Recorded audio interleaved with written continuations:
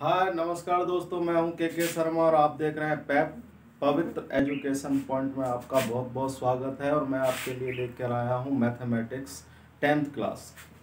आज हम जो टॉपिक स्टार्ट करने वाले हैं उसका नाम है ट्रिगोनोमेट्री।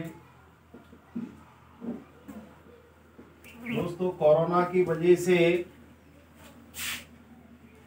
सभी जगह पर कोचिंग संस्थान, सभी स्कूल्स बंद पड़े हुए हैं और अब आगे राजस्थान बोर्ड ये प्रयास भी कर रहा है कि शायद 40% तक सिलेबस को कम किया जाए। तो मैं वो टॉपिक्स लेके चल रहा हूँ जिनमें भले ही क्वेश्चंस कम हो जाए बट उनको काटा नहीं जा सकता है, उनको डिलीट नहीं किया जा सकता है। इसलिए मैंने फर्स्ट टॉपिक आप लोगों का लिया है ट्रिगोनोमेट्री। चलिए देखते हैं। ट्रिगोनोमेट्री अंग्रेजी का वर्ड है जो 3 वर्डों से मिलकर बना है। Tri plus gon plus metry. Tri का मतलब you know very well 3। Gon का शाब्दिक अर्थ होता है भुजा या भुज, एंड मैट्री का शाब्दिक अर्थ होता है मापन।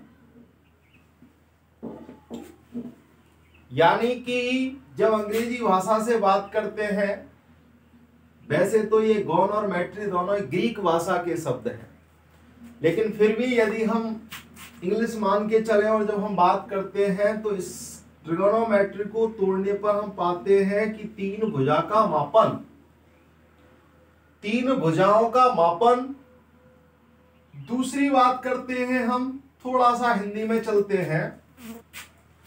जैसा कि आप जानते हो कि हिंदी में इसको बोला जाता है त्रिकोणमितीय। हिंदी में अगर आप इसे तोड़ो, त्रि, कोण और मितीय। त्रि का मतलब 3, कोण आप जानते होंगे और 9th क्लास में आपको पढ़ाया गया होगा। कोण की मापने की पद्धति, कोण की परिभाषा आपको दी गई होगी। 3 पद्धतियों के द्वारा कोण मापा जाता है, जैसा आप पहले पढ़ चुके हैं। और मितीय का अर्थ होता है वही मापन। ये मितीय जो वर्ड है ये उर्दू भाषा का शब्द है। खास बात यह है कि त्रिकोणमिति जो है वो भारत देश की देन है। या आप लोगों को अगर किसी ने बताया हो तो 9th क्लास में ये सारी चीजें आती हैं। त्रिकोणमिति जो है वो भारत की चलती है।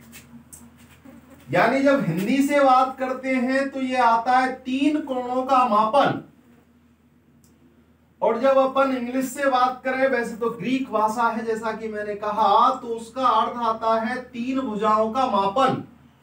हिंदी में अर्थ आता है 3 कोणों का मापन। इसका मतलब ये हुआ, अब चाहे हम 3 भुजा की बात करें या 3 कोणों की बात करें, अपन जानते हैं 3 भुजाएं किसके अंतर्गत होती हैं?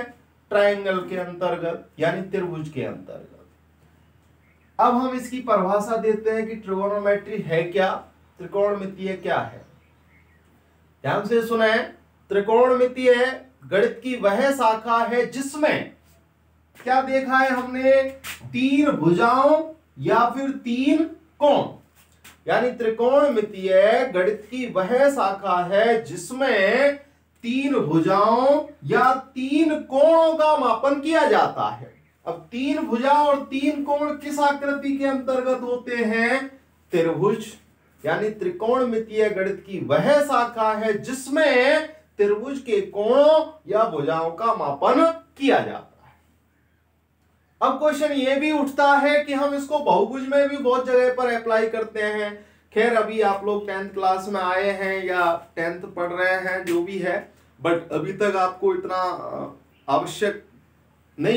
आवश्यकता नहीं पड़ी। लेकिन जैसे आप अपर क्लासेज में जाओगे, साइंस सब्जेक्ट से जुड़ोगे, तो आपको ये पता लगेगा कि इसका यूज बहुभुज में भी किया जाता है। जी हाँ, बिल्कुल किया जाता है, लेकिन बहुभुज को भी त्रिभुजों में बांटकर किया जाता है, बहुभुज को भी त्रिभुजों में तोड़कर किया जाता है।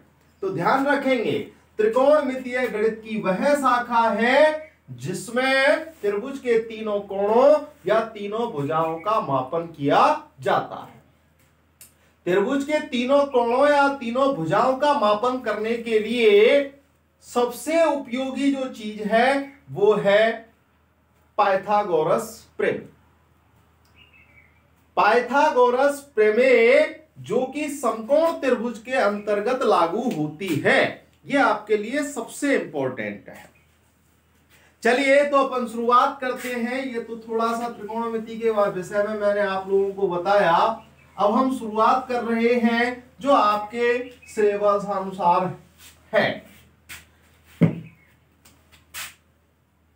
ये आप लोगों के लिए मैंने आपके सामने बनाया है ए बी सी, यानी कि आपको मैंने एक समकोण त्रिभुज बनाया है। सबसे पहली चीज है कि किसी भी समकोण त्रिभुज में एक कोण 90 डिग्री का होता है, यू नो वेरी वेल, और दो जो कोण होते हैं वो न्यून कोण होते हैं, क्योंकि हम सभी जानते हैं कि त्रिभुज के तीनों कोणों का जो योग होता है वो कितना होता है 180। तो ये 90 डिग्री का है, तो ये तो समकोण हो गया।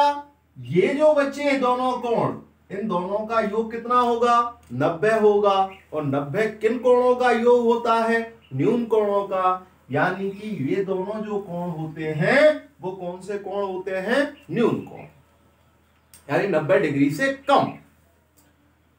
अब हम बात करते हैं कि इसके अंतर्गत तीन चीजें होती हैं, एक होता है आधार, एक होता है लंब और एक होता है कर्ण। अब इनका हम पता कैसे लगाएं?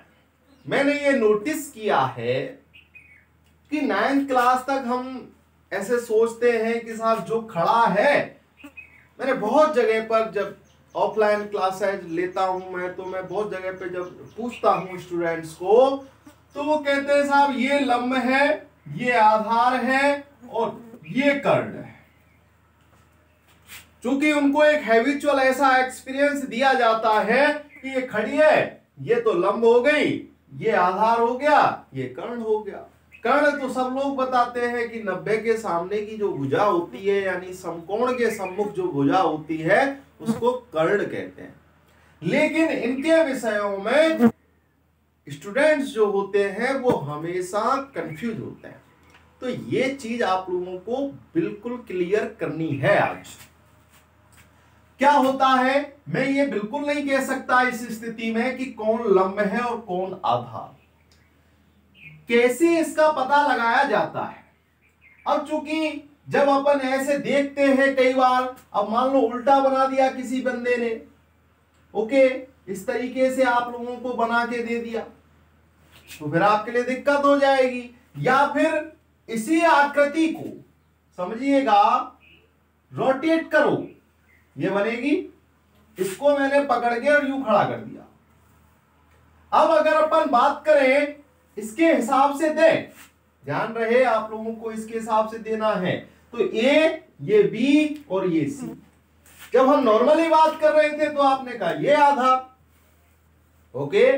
अब जब ये ऐसे घुमा दिया तो ये ए बी आधार हो गया, लेकिन आपके हिसाब से तो लंब हो जाना चाहिए था। तो इसका पता लगाने के लिए आप लोगों को क्लियर एक चीज दिमाग में रखनी है, और वो ये कि जो भी कोण दिया हुआ हो, जो भी एंगल आपको दिया हुआ है, यानी सपोज करें, जैसा हमने 9th क्लास में बहुत थीटा थीटा यूज किया है, सपोज करें ये एंगल आपको दिया हुआ है, दैट्स यू आर राइट, ये लंब होगा। इफ अगर आप लोगों के लिए ये थीटा दिया हुआ है, that's you are wrong, because अब मैं आपको वो चीज बताने वाला हूं जिससे हम इसकी जांच करते हैं। जो भी कोण दिया हुआ हो उसकी सम्मुख भुजा लंब होती है। जो भी कोण दिया हुआ हो उसकी सम्मुख भुजा, यानी जिस कोण के बारे में हम चर्चा कर रहे हैं उसकी सम्मुख भुजा लंब होती है, समकोण की सम्मुख भुजा कर्ण होती है। यानी इसके सामने की भुजा ये हो गई, इधर बात करूं तो इसके सम्मुख भुजा ये हो गई। ये तो आपका कर्ण हो गया। अगर आपको ये कोण दिया हुआ है, यानी हम इस कोण के विषय में चर्चा कर रहे हैं, तो उस अवस्था में इसकी सम्मुख भुजा क्या हुई, ए बी, यानी ये आपका लंब हुआ। ओके, और ये आपका क्या बचा फिर, आधार। वैसे तो आधार की, जी हाँ, मैंने बहुत एक अच्छी बात याद आ गई मुझे। मैंने आज तक बहुत जगह पर पढ़ा है, बहुत जगह क्लासेस ली है, और मैंने पूछा कि बेस की डेफिनेशन क्या है। बेस, यू नो, बेस मतलब आधार। तो आधार की डेफिनेशन क्या है? 99% स्टूडेंट्स को ये नहीं पता है कि आधार की डेफिनेशन क्या है।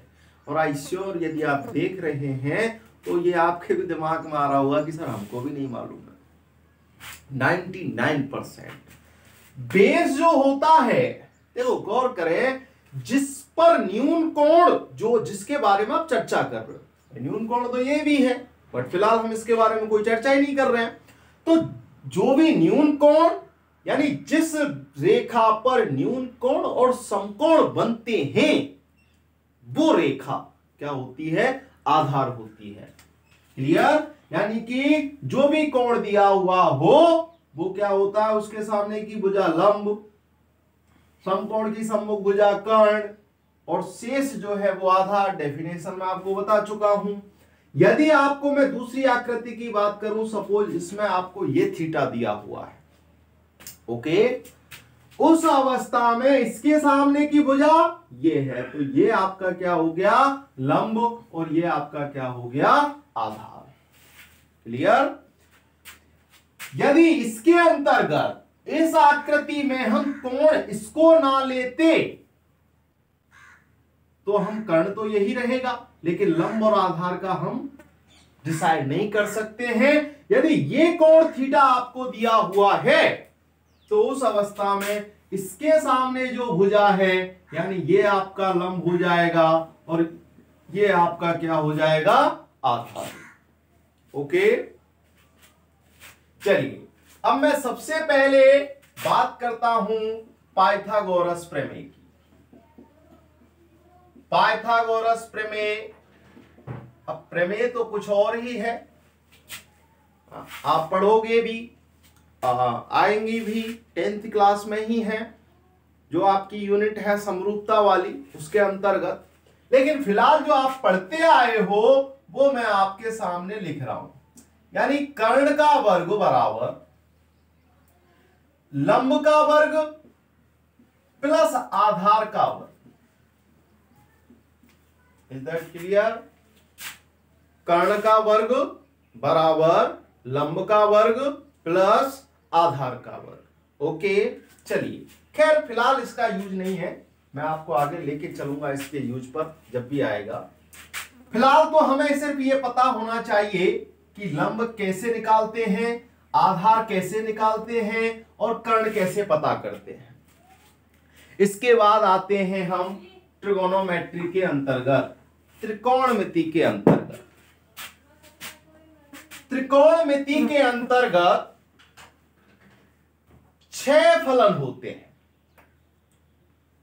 और मैं कहूं कि फलन तो 3 ही होते हैं, लेकिन 9th में पढ़ाया गया होगा आपको कि उनका अपोजिट करने से जो आपको पढ़ाया गया होगा 3 और बन जाते हैं।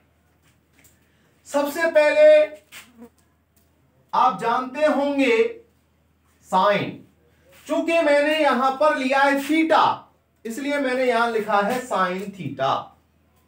ओके, नेक्स्ट है कोस थीटा, तीसरा है टेन थीटा। ये आप लोगों के 3 प्रॉपर फंक्शंस हैं। सबसे पहले तो इनका आप नाम जानिए। आज मैं आपको वो चीज बताने वाला हूं जो आपको सीनियर क्लास तक कोई नहीं बताएगा। सबसे पहली चीज साइन थीटा, इसको बोला जाता है साइन जा। याद रखोगे क्या बोला जाता है, साइन जा। कॉस थीटा को बोला जाता है कोज्या। टेन थीटा को बोला जाता है स्पर्श जा।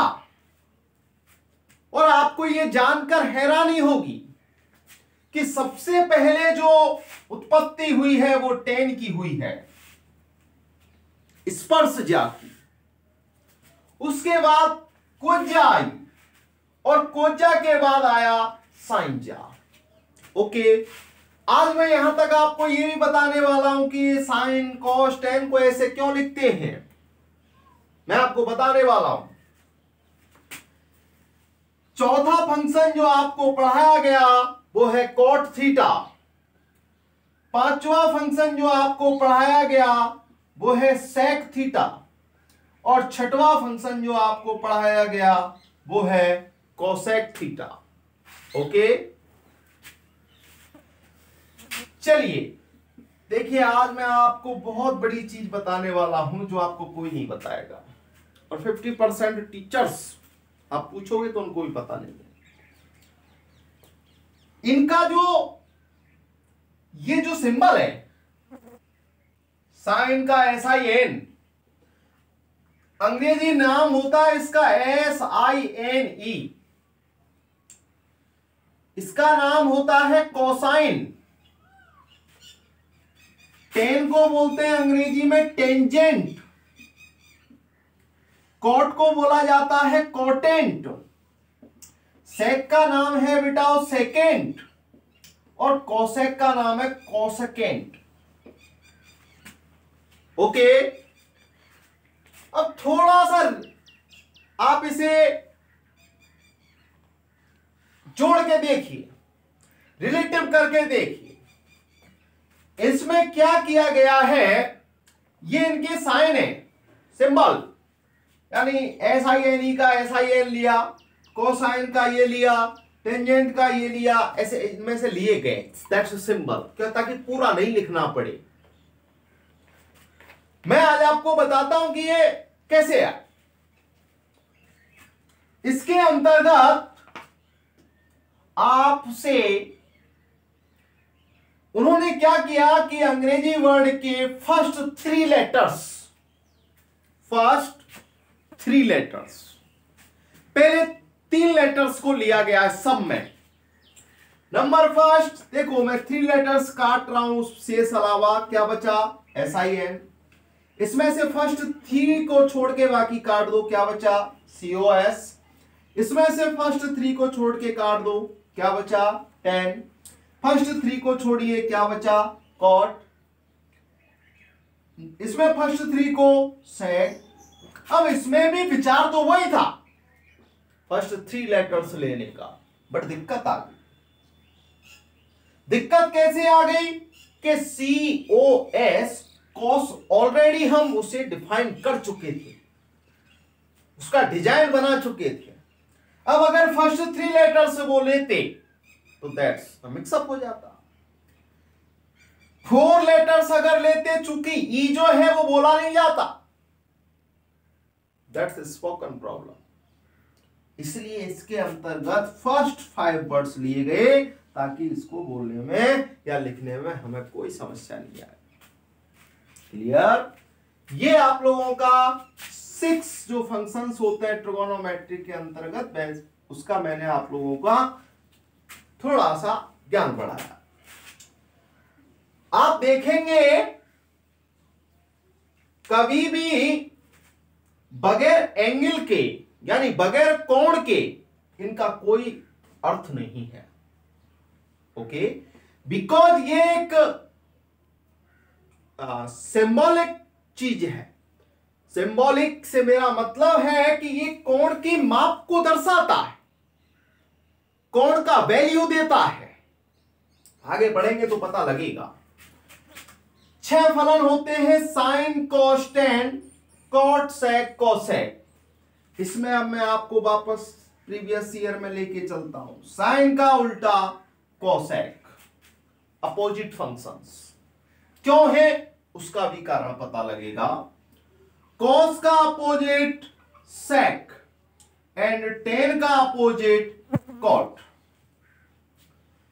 साइन का अपोजिट कॉसेक, कॉस का उल्टा सेक, टेन का उल्टा कॉट।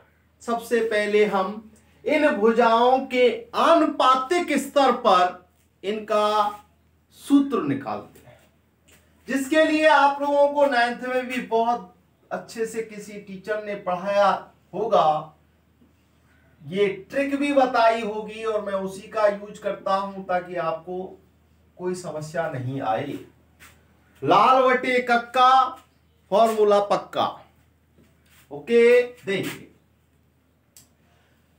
ऊपर से रिलेट करें, लंब, एल का मतलब लंब, ए का मतलब जहां भी है वहां आधार, के का मतलब जहां भी है वहां कर्ण। मैंने 3 डिब्बे बना दिए।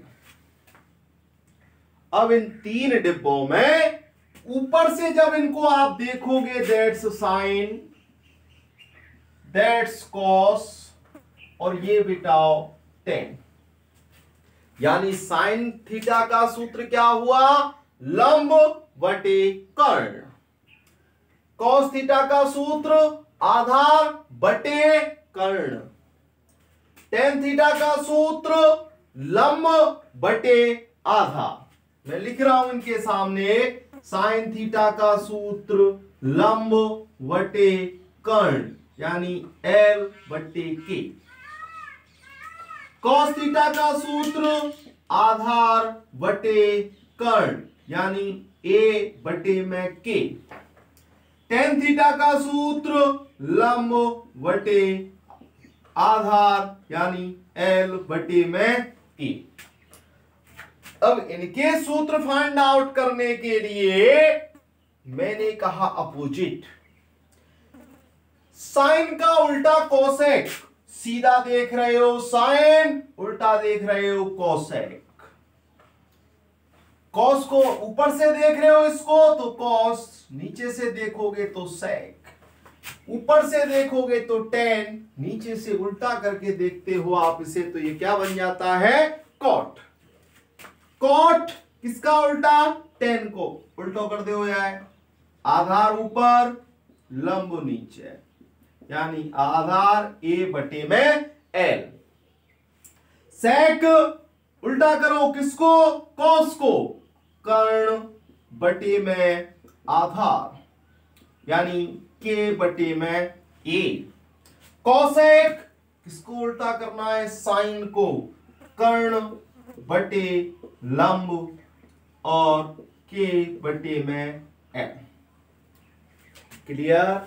ये फर्स्ट 6 फॉर्मूला लाल बटे कक्का से हम निकाल सकते हैं, बट आपको याद होने चाहिए क्योंकि हर बार तो लाल बटे कक्का दिमाग में आएगा नहीं। ओके, साइन थीटा लंब बटे कर्ण, कॉस थीटा आधार बटे कर्ण, टेन थीटा लंब बटे आधार, कॉट थीटा आधार बटे लंब, सेक थीटा कर्ण बटे आधार, कोसेक थीटा कर्ण बटे में लंब। ओके, नेक्स्ट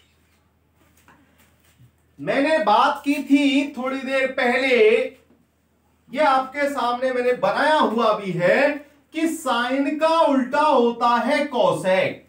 इससे एक और चीज हमारे समझ में आती है कि साइन को हम क्या लिख सकते हैं? 1 बटे कोसेक थीटा। अगर हमें आवश्यकता है यानी कि हमको साइन की जगह पे कोसेक चाहिए तो हम 1 बटे क्या लिख सकते हैं? Cosec theta. Cos theta, cos का किसका अपोजिट बोला मैंने? सेक का, यानी हम कॉस को लिख सकते हैं 1 बटे sec theta if you want, यानी यदि आप चाहते हो। दूसरा, एक यदि हमें इसकी आवश्यकता है, टेन थीटा किसका उल्टा? कॉट का, 1 बटे कॉट। कॉट किसका उल्टा? 1 बटे टेन। जी हां, सेक किसका उल्टा? 1 बटे कॉस। कॉस किसका? You know very well, sine, तो 1 बटे साइन थीटा। यानी जैसी हमको आवश्यकता है हम इन फंक्शनों को एक दूसरे के साथ चेंज करके भी लिख सकते हैं। नेक्स्ट चीज, टेन थीटा का हम एक और फॉर्मूला यहां से निकाल सकते हैं और वो हमें पता लगा कि हमने एक चीज नोटिस की, साइन एंड कोसेक। जरा इसमें भाग दीजिए, तो भाग आप देंगे यहां बटे लगा दो तो कर्ण से कर्ण कट जाएगा, कर्ण से कर्ण कट जाएगा तो ऊपर बचता है लंब और नीचे बचता है आधार। जब हमने देखा, क्या देखा हमने कि साइन का है लंब बटे कर्ण, कॉस थीटा का सूत्र है आधार बटे कर्ण। जब हम इसको भाग करते हैं तो कर्ण से कर्ण कट जाएगा, क्या बचेगा, ऊपर लंब, नीचे क्या बचा, आधार। यानी फॉर्मूला क्या निकल के आ गया, लंब बटे आधार। ये लंब बटे आधार किसका सूत्र है, टेन थीटा का। यानी हमको एक चीज पता लगा कि साइन में यदि कॉस का भाग देते हैं तो क्या चीज निकल के आती है बेटाओ, टेन थीटा। यानी टेन थीटा का सूत्र हुआ साइन थीटा बटे में कॉस थीटा। अब हमने थोड़ी देर पहले बात की है कि भैया कॉट जो होता है वो टेन का उल्टा होता है, तो हम इसको उल्टा कर देते हैं। यानी कॉट का उल्टा क्या हो गया, कॉस थीटा बटे में साइन थीटा। ये ट्रिगोनोमेट्री का प्रारंभ है। 6 फॉर्मूले ये, that's very important formula for you and also mathematics.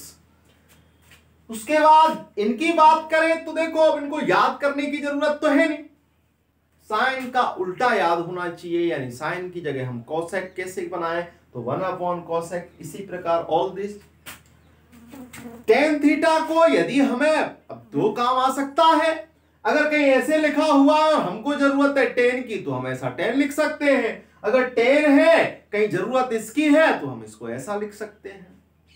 उसी तरीके से हम कॉट को भी तोड़ सकते हैं साइन और कॉस के अंतर्गत। आगे बात करते हैं, मैं आपको लेके चलता हूं आज आप लोगों के सिलेबस के अनुसार। ओके, कुछ फिक्स एंगल्स पर एक सारणी तैयार करते हैं जो आपके सिलेबस में, जिसका बहुत बड़ा यूज है और पूरी जो आपकी यूनिट नंबर 6 है वो उसी के ऊपर निर्भर करती है। सबसे पहले मैं आपको बताता हूं कि हम किन कोणों पे चर्चा करने वाले हैं। सबसे पहले 0 डिग्री, ओके। उसके बाद हम चर्चा करेंगे 30 डिग्री, उसके बाद हम चर्चा करेंगे 45 डिग्री, उसके बाद हम चर्चा करेंगे 60 डिग्री और उसके बाद वैल्यू निकालेंगे 90 डिग्री पर। ऑल फंक्शंस, यानी साइन 30 डिग्री का मान क्या होता है, साइन 45 डिग्री का मान क्या होता है, साइन 60 डिग्री का, उसी प्रकार साइन 90 डिग्री और उसी प्रकार सारे जो फलन हैं हमारे 6 उनका इन कोण के साथ क्या वैल्यू होती है। यानी इधर जो हम लेने वाले हैं यहां पर वो लेने वाले हैं त्रिकोणमितीय फलन। Is that okay? मैं यहां 2 ऑप्शन आपको दे रहा हूं, हालांकि आपकी 10th क्लास के अंतर्गत सिर्फ डिग्री में ही है कोण का मापन, लेकिन चूंकि आपको सिर्फ 10वीं नहीं पढ़नी है, आगे भी बढ़ना है, तो थोड़ी सी आदत यहीं से रेडियन की भी डाल लीजिए, जो आपको 9th क्लास में बताई गई होगी रेडियन पद्धति।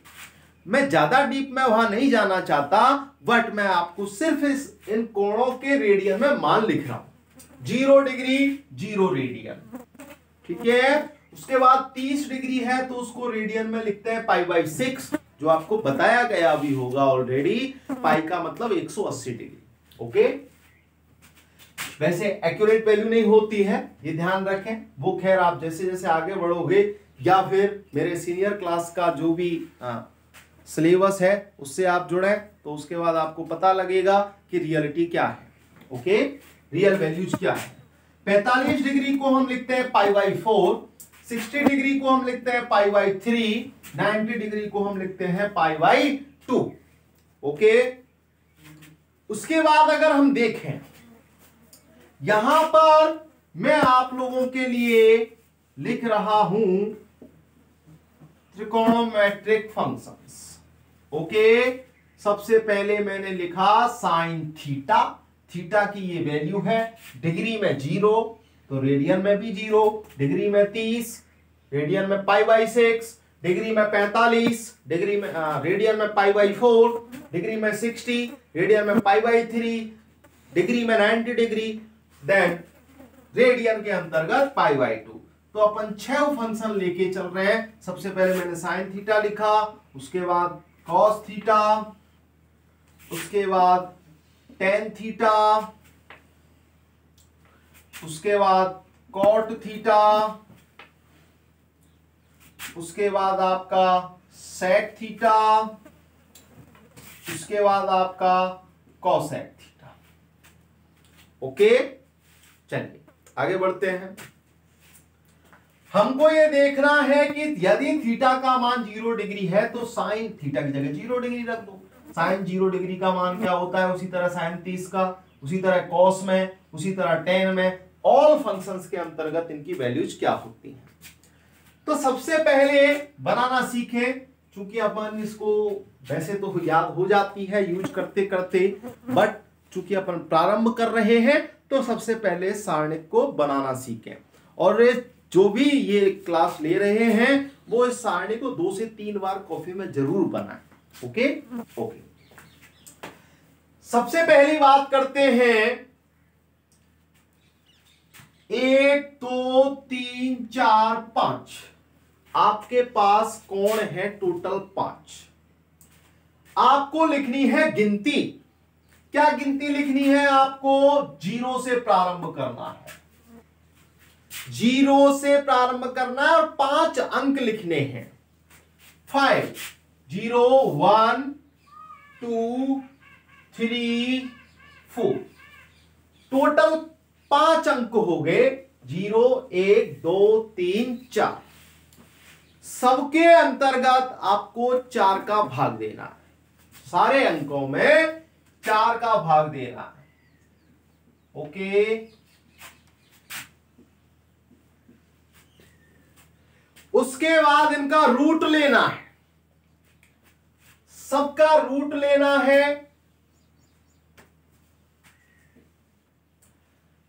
इन रूट को हल करने के बाद जो भी मान आएगा, पहला साइन 0 का मान होगा, दूसरा साइन 30 डिग्री का मान होगा, तीसरा साइन 45 डिग्री का मान, चौथा साइन 60 डिग्री का मान, पांचवा साइन 90 डिग्री का मान। ओके, अब 0 में 4 का भाग दो, 0, यानी साइन 0 का मान 0। 1 में 4 का भाग, अब कुछ भी कट नहीं रहा है तो उनका रूट लीजिए। 1 का रूट 1, 4 का रूट 2, यानी 1/2। नेक्स्ट तीसरा हल करो, पहला हल कर लिया, दूसरा हल कर लिया, 2 मान आ गए। तीसरा हल करो, अब इसमें पहले ये कट रहा है, 2 1 कम 2, 2 दूनी 4। अब इसका रूट लीजिए, 1 का रूट 1, 2 का क्या हो जाएगा, रूट 2। तीसरा 3 का रूट 3, 4 का रूट 2, पांचवा 4 से 4 कट गया, 1 बचा, 1 का रूट क्या होता है, 1। ये आप लोगों के साइन के साथ इन 5 कोणों का वैल्यूज आपके सामने है। प्रोसीजर को समझें, क्लियर, घर पे प्रैक्टिस जरूर करें। आगे बढ़िए, अब हमको लाना है भैया कॉस। कॉस लाना है, कुछ नहीं करना आपको, जो मान इसका सबसे लास्ट में था साइन का, वो कॉस का सबसे फर्स्ट होगा। यानी ऐसे को ऐसे पलट के लिख दो, वहां से चालू करो लास्ट से। एक अगला मान √3/2 ये वाला, फिर ये 1/√2, फिर ये, और उसके बाद बेटाओ 0। ओके। tan थीटा लाने के लिए मैंने आपको थोड़ी ही देर पहले कहा था कि tan थीटा कब आता है, जब हम साइन की वैल्यूज में किसका भाग दे दें, कॉस का। यानी tan थीटा बराबर क्या हुआ, साइन थीटा बटे में कॉस थीटा। चलिए अब आपको भाग देना है, 0 में 1 का भाग देंगे तो क्या आएगा, 0। इसमें इसका भाग दो, नीचे से नीचे कट गया, ऊपर क्या बचा भैया 1, नीचे क्या बचा √3। इसमें काटो, ये तो पूरा ही कट गया, क्या बचा 1। इसमें करो, 2 से 2 कट गया, ऊपर क्या बचा √3, नीचे बचा 1। आपको पता है 1 का भाग देने पे कोई मतलब ही नहीं है। फिर 1 में 0 का भाग दो, मैदान साफ, यानी कि क्या आ गया अनंत, इनफाइनाइट। किसी भी संख्या में जब हम 0 का भाग देते हैं तो क्या आता है, ये भी आप लोगों को आना चाहिए। संख्या में 0 का भाग जब देते हैं तो आता है अनंत, और 0 में जब किसी संख्या का हम भाग देते हैं तो आता है 0। क्लियर? ओके। 10 के सारे मान आ गए, बहुत अच्छी बात है। अब कॉट, चलिए एक तरीका तो ये है कि जैसे हमने ये 10 लिखा इसको उल्टा करके लिख दो तो कॉट आ जाएगा। लेकिन ये क्या है, जब हम इसको याद करते हैं तो बड़ी दिक्कत आती है। याद करने के लिए जो ज्यादा बेटर है वो तरीका मैं आपको बता दूं, उल्टा करो। पता है ना आपको, 3 आगे तो ये 3 तो पैदा किए जा सकते हैं क्योंकि ये एक दूसरे के क्या है भैया बंद है। 10 किसका भाई था, कोट का, लेकिन स्वभाव उल्टा है। तो 10 के जो भी मान हैं उनको यदि हम उल्टा कर देंगे तो किसका वैल्यू आ जाएगा, कॉट थीटा। 0 का उल्टा, अब ये भी एक थोड़ी सी समस्या है कि 0 का उल्टा क्या होता है और अनंत का उल्टा क्या होता है।